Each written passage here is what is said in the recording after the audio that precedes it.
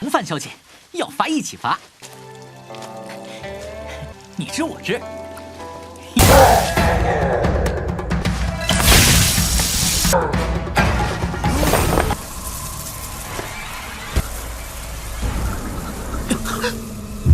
这是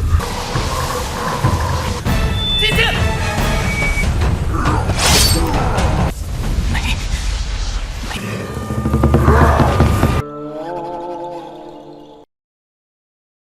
Halo semuanya, selamat datang di Ruang Film. Bagaimana kabar kalian semua? Semoga selalu sehat dan baik-baik saja. Pada hari ini kita akan melanjutkan Donghua Madojoshi episode 5-6. Episode sebelumnya terjadi scene flashback pada masa muda Wei Wuxian. Dia bersama Jiang Cheng terlihat baru saja memasuki klan Gusulan. Di sanalah awal pertemuan dia dengan Lang Wangji. Di sisi lain, para kultivator klan Wei Wingsa terlihat sedang berhadapan dengan setan air atau Abyss. Dan mereka ini membuang makhluk itu ke kota Cai, tepatnya di wilayah klan Gusulan. Hal demikian membuat Wei Wuxian, Lang Wangji, dan yang lainnya bergegas pergi ke kota Cai untuk membasmi setan air dan juga para zombie di sana. Ketika berhadapan dengan Abyss, Wei Wuxian ini sempat dibuat tenggelam olehnya karena berusaha menyelamatkan warga biasa. Sewaktu tenggelam, tampak Wei Wuxian menyerap sebuah energi jahat dari Abyss. Untung saja Lang Wangji sempat lebih dahulu menyelamatkannya. Pada akhirnya, karena terlalu sulit untuk dibasmi, mereka hanya dapat menyegelnya saja terlebih dahulu. Scene berlanjut pada malam hari, yang mana di sini sedang hujan lebat. Terlihat Lang Wangji sedang menulis sesuatu di pavilion perpustakaan yang menjelaskan mengenai Shu Xingyuan atau Abyss, yang mana mereka terbentuk oleh energi kebencian dari aliran air. Setelah terbentuk sempurna, maka akan sangat sulit untuk dibasmi. Perairan harus dikeringkan, dikosongkan dari material yang tenggelam di dalamnya. Kemudian dibiarkan di bawah matahari selama 3-5 tahun. Setelah itu, barulah mereka bisa membasminya. Hal demikian bukanlah hal yang bisa dilakukan oleh orang biasa. Di sisi lain, terlihat Wei Wuxian sedang berlarian di lorong sambil membawa 2 kendi miras. Hal demikian disadari oleh Lang Wangji. Dia lantas memberhentikannya sambil menyuruh Wei Wuxian agar segera pergi untuk menerima hukumannya. Karena Wei Wuxian tak mau mengikuti perintahnya, Lang Wangji pun terpaksa mengeluarkan pedang miliknya. Lalu ia pun berusaha untuk menyerang Wei Wuxian. Di posisi itu, yang dapat Wei Wuxian lakukan hanyalah melarikan diri dari Lang Wangji. Akan tetapi, usahanya digagalkan oleh Lang Wangji dan menodongkan pedangnya ke leher Wei Wuxian. Dia terus memaksa Wei Wuxian agar segera menerima hukumannya, karena dia itu telah melanggar peraturan. Kemudian, Wei Wuxian berpura-pura mengatakan akan segera mengambil hukuman untuk dirinya. Setelah Lang Wangji melepaskan pedangnya, Wei Wuxian pun kembali mencoba untuk kabur. Melihat beliau berdiri, Wei Wuxian pun langsung menghindarinya, lalu Lang Wangji pun bergegas mengejarnya. Wei Wuxian dan Li Hai menghindari serangan-serangan dari Lang Wangji yang berusaha untuk menangkapnya. Karena Lang Wangji tak mau diajak kompromi mengenai masalah tersebut, Wei Wuxian pun akhirnya merencanakan sesuatu, yang mana dia pun melempar kendi yang dia pegang. Dilanjutkan dengan menangkap tubuh Lang Wangji, lalu dia membuat Lang Wangji jatuh bersama-sama dari atap ke arah keluar. Dengan ini, Lang Wangji melanggar jam malam karena berada di luar mansionnya, sehingga dia itu juga akan mendapatkan hukuman bersama dirinya. 红范小姐，要罚一起罚，你知我知。 Keesokan harinya, di aula leluhur, tampak Wei Wuxian dihukum karena dilaporkan oleh Lang Wangji. Tak terima dengan perlakuannya yang mencepukan dirinya, Wei Wuxian pun berniat mencepukan Lang Wangji yang juga berada di luar bersamanya. Tanpa dilaporkan oleh Wei Wuxian, Lang Wangji ini berlutut dan siap untuk menerima hukumannya. Melihat hal demikian, Wei Wuxian pun merasa bersalah. Ia justru memberikan pembelaan kepada Lang Wangji dan mengakui perbuatannya tadi malam. Tak berselang lama, mereka berdua dipukul dengan sebuah balok ke tubuh mereka sebagai hukuman yang mereka terima.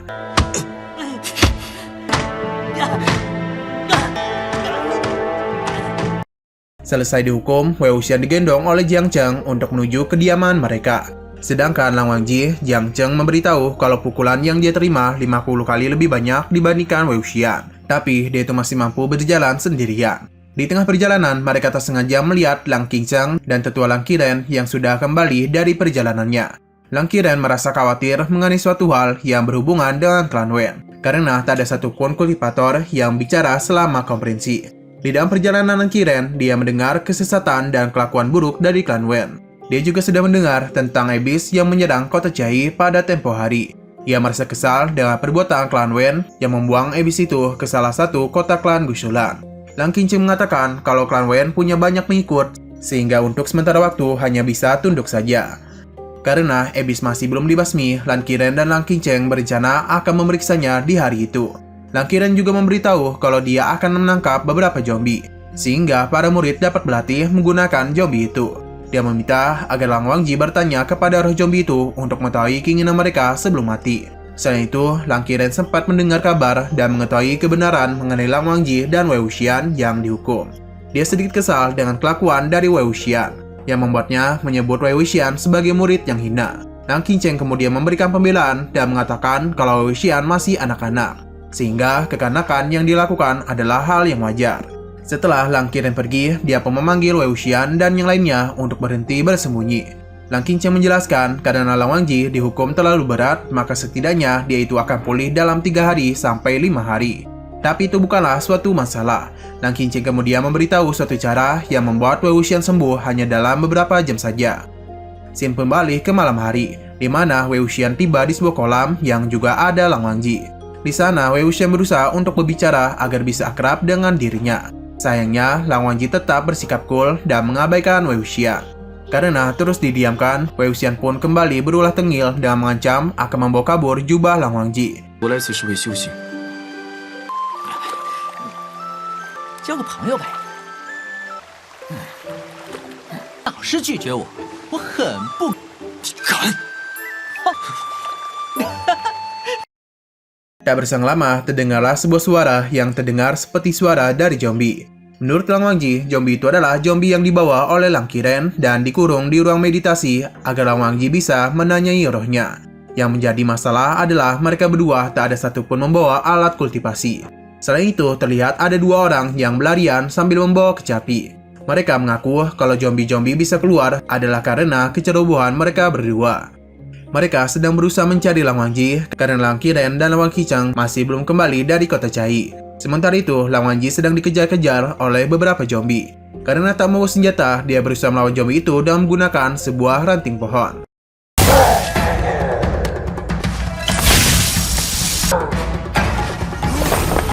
Di waktu yang bersamaan, 2 orang sebelumnya datang dan langsung memberikan kecapi yang dibawanya kepada Lang Wangji. Ketika Lang Wangji memainkan kecapinya, seketika saja membuat para zombie tewas.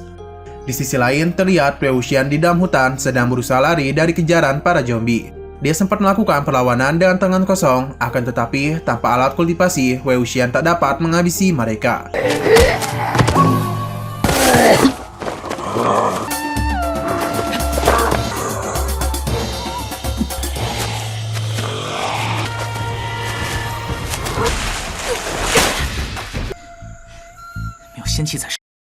Hingga di saat Wei Wuxian kembali lari dari kejaran mereka, ia mencoba menghindari mereka dengan menaiki sebuah pohon. Namun hal itu justru malah menjadi petaka untuk Wei Wuxian. Ia pun segera turun dari pohon yang baru saja dia naiki. Karena ternyata salah satu zombie dapat memanjat pohon. Di saat juga, pohon yang dinaiki oleh zombie tadi mulai tumbang ke arah Wei Wuxian. Setelah itu, terlihat tubuh Wei Wuxian sudah dipenuhi luka.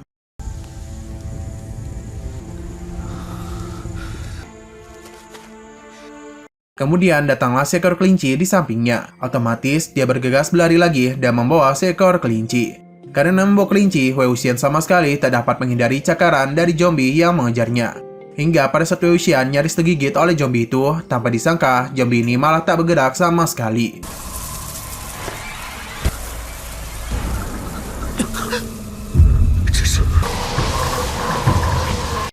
Kemudian terlihat energi kebencian dari tubuh zombie berusaha memasuki tubuh Wei Wuxian. Yang mana hal itu secara mendadak membuat Wei Wuxian merasakan kesakitan pada dadanya.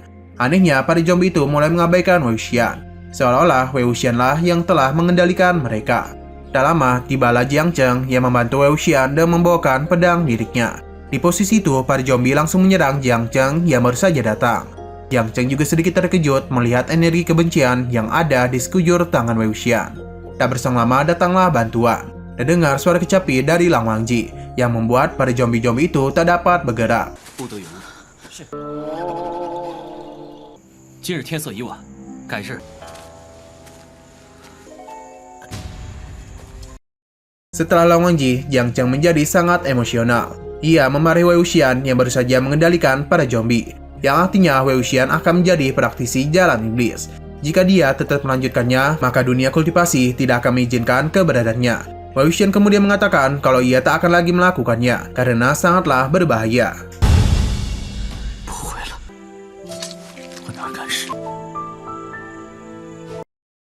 Keesokan harinya, Lan Qiren memaparkan sebuah sejarah klan Gusulan, yakni Lan An lahir di kuil. Dia tumbuh dan mendengarkan dan melantunkan kitab suci. Kecerdasan spiritualnya sangatlah hebat, giat belajar, dan mempunyai kemampuan yang luar biasa. Setelah dia selesai mempelajari Dharma atau ajaran Sang Buddha, semua kebaikan menjadi satu. Dia mendapatkan pencerahan itu dan menjadi penganut Zen yang merupakan aliran Buddha Mahayana. Dengan begitu, dia akan menjadi terkenal di penjuru dunia. Ketika dia berusia 20 tahun, dia menggunakan Lan dari Kielen sebagai marganya dan hidup sebagai musisi. Dia ahli bermusik dan berbakat dalam memainkan kecapi dan seruling.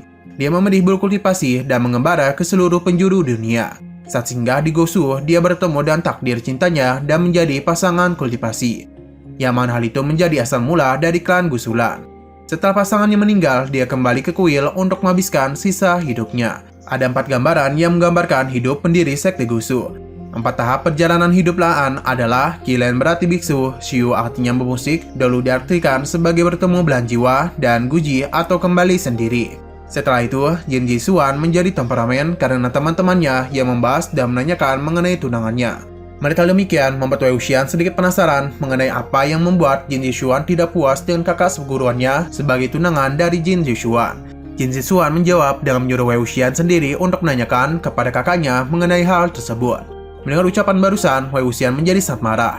Dia pun kemudian langsung memukul Jin Jisuan yang memicu perkelahian. Yang mana hal itu pun membuat marah Lan Qiren. 怎么，我说错了？反正他不是带你。打起来了，打起来！假姿势。 Beberapa saat kemudian, terlihat ayah dari Jiang Cheng yang bernama Jiang Fengming datang ke klan Gusulan yang ingin menemui tetua Lan Qiren. Sudah itu, Jiang Fengming menghampiri Wei Wuxian. Dia langsung menyuruh Wei Wuxian untuk bersiap karena dirinya akan membawanya pulang. Singkat waktu, Jiang Feng dan Wei Wuxian telah sampai di tempat klan Yuan Mengjiang. Kedatangan mereka disambut oleh kakak Jiang Cheng, yakni Jiang Yanli, yang merupakan tunangan dari Jin Jisuan. Wei Wuxian tampak sangat senang karena bisa bertemu dengan kakak seperguruannya. Dia juga membawakan sebuah oleh-oleh.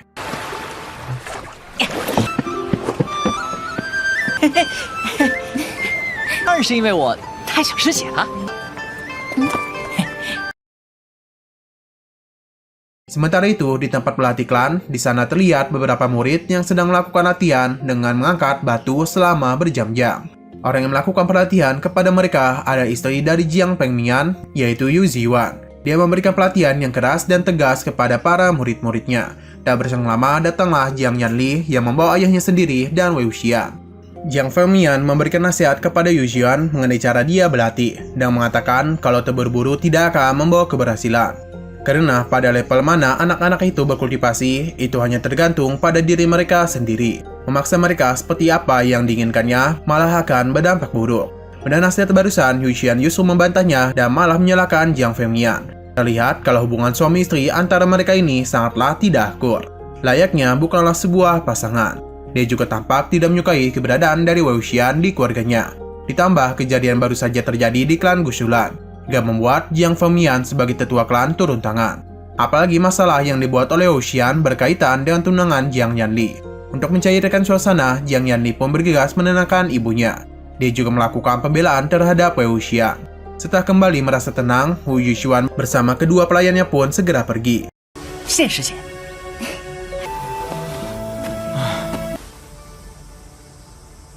有没有想我啊？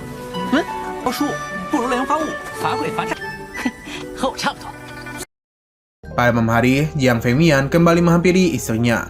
Ia datang dan membawa sebuah tusuk rambut yang ia beli. Selain itu, dia juga memberitahu sebelum dirinya pergi ke Gusulan, dia sempat berbicara dengan tetua klan Jin terkait pertunangan anaknya.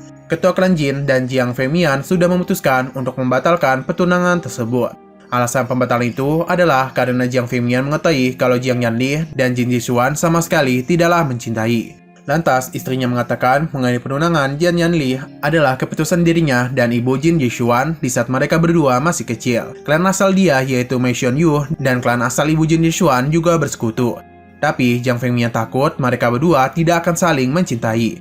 maka mereka itu akan menghabiskan sisa hidup mereka bersama sebagai pasangan yang tidak saling mencintai, dan hanya akan menikah karena paksaan serta keinginan orang tua.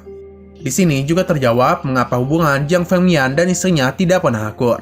Adalah karena mereka berdua tak pernah saling mencintai. Dan pernikahan mereka ada pernikahan yang sudah diatur oleh kedua orang tua mereka. Yu Jixuan malah berpikir kalau semua masalah itu disebabkan tiada lain dan tiada bukan oleh Wei Wuxian. Menurutnya, pembatalan pertunangan oleh klan Jin diakibatkan perkelahian Wei Wuxian dan Jin Yixuan sebelumnya. Sepanjang perdebatan mereka berdua rupanya disaksikan dan didengarkan oleh Wei Wuxian dari awal. 不过也没什么。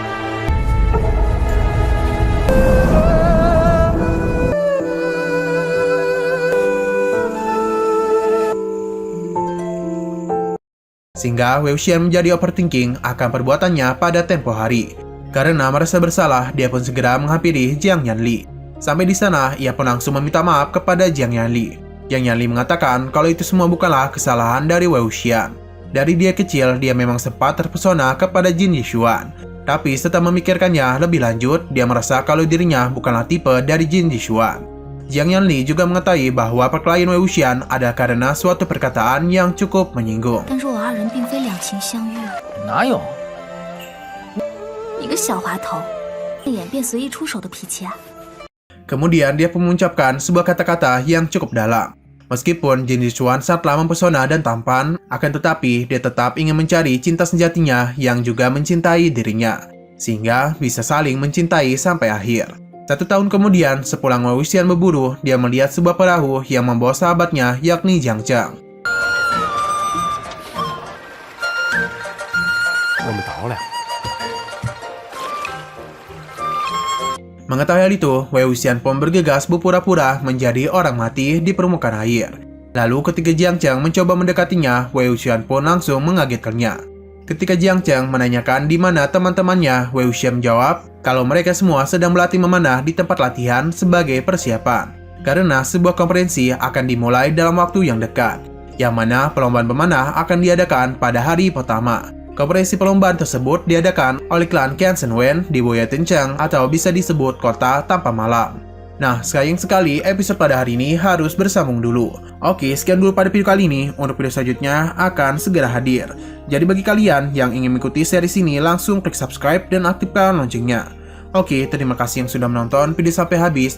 Jika kalian suka pada video ini, klik like dan share ke teman-teman kalian tentang channel ini. Dan ditunggu aja kelanjutannya. Oke, sampai jumpa di video selanjutnya.